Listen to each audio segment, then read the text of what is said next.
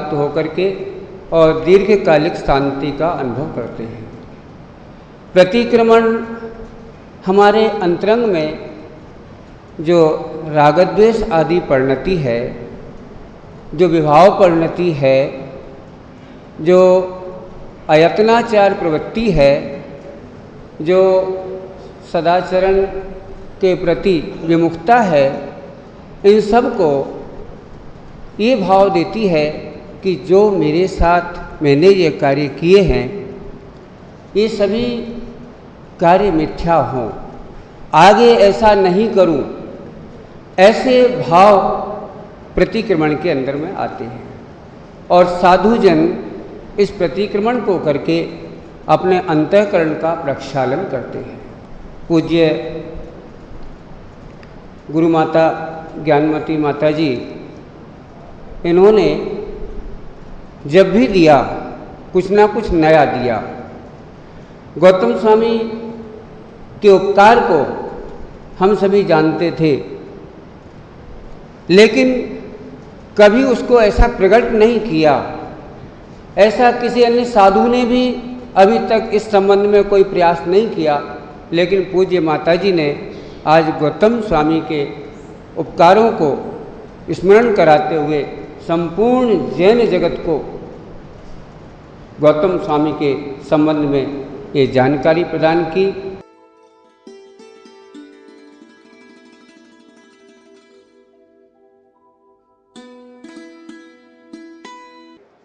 परम पूज्य ज्ञानमती माता जी ने इस समय जो गौतम गणधर वाणी का आयोजन किया है वह अद्भुत है। वास्तव में हम अपने उनसे अपरिचित होते चले जा रहे हैं जो हमारे मूल हैं, और माता जी ने उन मूल से परिचय कराने का जो शुभारंभ किया है वह अनुकरणीय है, स्तुत्य है। उन्होंने एक मंगलाचरण में गौतम गणधर के लिए जो वंदना की है उसी को मैं सुना रहा हूँ। नौमि गौतम स्वामिन त्वाम दी वीर प्रभो गणेश्वरम सर्वर्धि धारणम देवो चतुर्ज्ञान समन्वितम वीर दिव्य धुनिर्हेतुर गणाधीशम गणेशनम द्वादशांगस्य कर्तारम सज्ञानर्दये नमाम्यहम्। इसमें माता जी ने गणाधीश और गणेश दो शब्दों का प्रयोग किया है। ये मंगलाचरण है और इस मंगलाचरण में माता जी ने गौतम स्वामी के लिए गणाधीश कहा। तो गणाधीश तो सब जानते हैं, पर इसमें गणेश शब्द का उपयोग हुआ है, ये जरा ध्यान देने योग्य है। इस पर गौर कीजिए। हम अपने भूमि पूजन से लेकर, मैं चूंकि प्रतिष्ठा की लाइन से रिलेटेड हूँ, हम अपने भूमि पूजन से लेकर पंचकल्याणक प्रतिष्ठा तक के जितने भी आयोजन संपन्न करते हैं, उन सारे आयोजनों में हम विनायक यंत्र की पूजा करते हैं।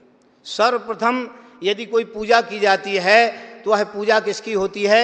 विनायक यंत्र की। और विनायक यंत्र कोई दूसरा नहीं, विनायक श्री गणेश हैं। इसमें जो गणेश शब्द आया है गौतम स्वामी के लिए, हमारा कोई भी कार्य मंगलाचरण जो भी होता है गौतम स्वामी से प्रारंभ होता है। हम घर का भूमि पूजन करें, गृह प्रवेश करें, बड़े बड़े प्रतिष्ठा के कार्य करें, सारे कार्यों में हम विनायक यंत्र की पूजा करके उन गौतम गणेश का नाम लेते हैं। उन्हीं से हम अपना सारा कार्य प्रारंभ करते हैं। हमें लगता है कि शायद इन्हीं गौतम स्वामी, हम दीपावली की पूजा भी करते हैं, और दीपावली की पूजा करते हैं तो दीपावली की पूजा में भगवान इन गौतम स्वामी को जो केवल ज्ञान हुआ, उस केवल ज्ञान के प्रतीक ही हम दीपकों का प्रज्वलन करते हैं। उनके केवल ज्ञान के रूप में ही दीपक जलाते हैं, क्योंकि प्रातः काल भगवान को निर्वाण हुआ और सायंकाल गौतम स्वामी को केवल ज्ञान हुआ, और उसी केवल ज्ञान के स्वरूप हमारी दीपावली से ही सारी कार्य प्रणाली प्रारंभ होती है।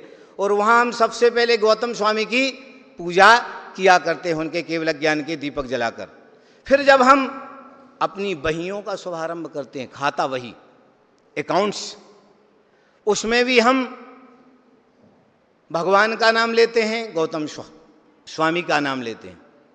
तो बंधुओं, मुझे ऐसा लगता है जो गणेश शब्द का यहाँ प्रयोग हुआ है और जो दुनिया में गणेशाय नमः चल रहा है, वो परिवर्तित रूप हो गया है।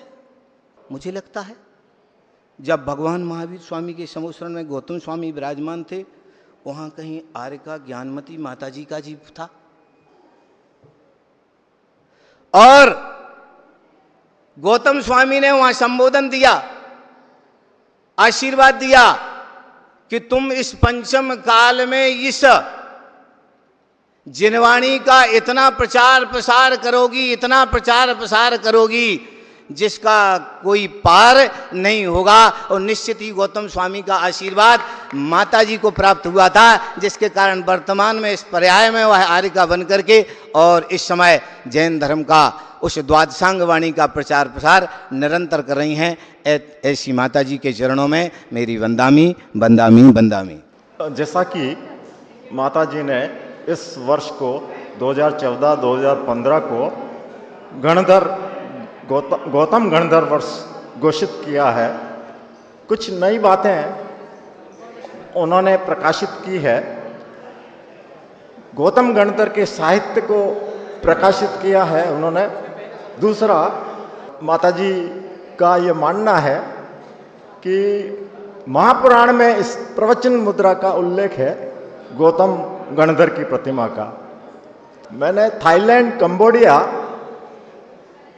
और इंडोनेशिया की अभी जुलाई में यात्रा की थी, और हम इसी उद्देश्य से गए थे कि वहाँ क्या जैन पुरातत्व है। तो हमने बहुत सारी ऐसी प्रतिमाएं देखी जो जिन प्रतिमाओं पे चीवर नहीं है, बौद्ध प्रतिमाओं में चीवर होता है, और जो ध्यान मुद्रा में है, तो वो प्रतिमाएं जैन प्रतिमाएं हैं। उन देशों में कभी जैन धर्म रहा, ये उसके प्रमाण है। कुछ प्रतिमाएं नागफण से युक्त हैं। हमारे पार्श्वनाथ भगवान के ऊपर 5 फण हैं, लेकिन पार्श्वनाथ भगवान के ऊपर 7 फण हैं। तो जो 7 फण वाली प्रतिमाएं हैं वहां बहुत सारी, और ध्यान मुद्रा में है, और चीवर नहीं है। तो चीवर नहीं है, ध्यान मुद्रा में है, और 7 फण है नाग का, तो वो पार्श्वनाथ की प्रतिमा है। इससे ये साबित होता है कि वो प्रतिमाएं जैन प्रतिमाएं हैं। इसी तरह से कुछ प्रतिमाएं जो प्रवचन मुद्रा में हैं, उनकी कई मुद्राएं हैं। तो प्रवचन मुद्रा में भी ऐसी प्रतिमाएं हैं, तो वो हमारे गौतम गणधर की प्रतिमाएं हो सकती है। एक उल्लेख लामची दास, एक भूटान में ब्रह्मचारी लामची दास हुए थे। उन्होंने भी कैलाश पर्वत की यात्रा की थी, तो वो कई देशों में गए थे। तो उन्होंने भी ये उल्लेख किया है कि जैन प्रतिमाएं प्रवचन मुद्रा में हैं। तो ये एक बहुत अच्छा माताजी ने बिंदु खोज निकाला है। तो इस पे कुछ शोध होना चाहिए कि क्या उन देशों में गौतम गणधर की कोई प्रतिमा है इस तरह की। शरद ऋतु की पूनम में मोह तिमिर को नाश करने के लिए उदित आर्यिका ज्ञानवती माताजी चंद्रमा रूप विश्व को ज्ञान से आलोकित कर रही हैं। आर्यिका माँ की करुणा, ज्ञान, अध्ययनरत धर्म के प्रति दृढ़ता की चांदनी में हम स्त्री वर्ग प्रेरणा ले रहे हैं, और उनके आदर्श को निकटतम संबंधी बालिकाओं और युवतियों को सिंचित करना चाहिए, क्योंकि हमारी जो भावी बालिका हैं वही परिवार को संभालेगी और वही सुसंस्कार प्रदान कर सकती है। संस्कृत और प्राकृत भाषा के प्रति श्रद्धा उत्पन्न करना चाहिए, तभी गौतम गणधर स्वामी की अमृत वाणी का सदुपयोग हो सकेगा। गौतम गणधर की वाणी रूपी समुद्र में अवगान सच्चे गुरु की नौका से ही कर सकते हैं, और वह सच्चे गुरु की नौका ज्ञानमती माता जी ही हैं। अरे जो भरा नहीं जो भावों से, बहती जिसमें रसधार नहीं, अरे वो हृदय नहीं है, वो पत्थर है जिसे ज्ञानमती माता जी से प्यार नहीं, ज्ञानमती माता जी से प्यार नहीं। उपस्थित सादरी बंधुओं, माता जी ने हमारे यहाँ अष्ट सहस्त्री ग्रंथ का ट्रांसलेट किया है, उसको उन्होंने इतना सरलीकरण भाषा में अनुवाद किया है, और माता जी ने हमारे ऊपर इतना बड़ा उपकार किया है को हम उसको भुलाए से भी नहीं भूल सकते। उन्होंने तीर्थ वंदना के विषय में कहा है, उठो भव्य खिल रही है उषा, उठो भव्य खिल रही है उषा, तीर्थ वंदना स्तवन करो, आर्त रौद्र दुर्ध्यान छोड़कर श्री जिनवर का ध्यान करो, श्री जिनवर का ध्यान करो।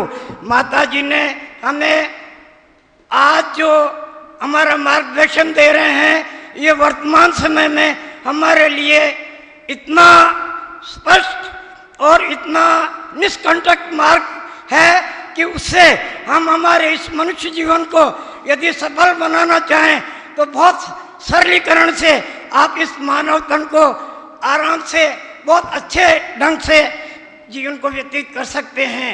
महानुभाव पूज्य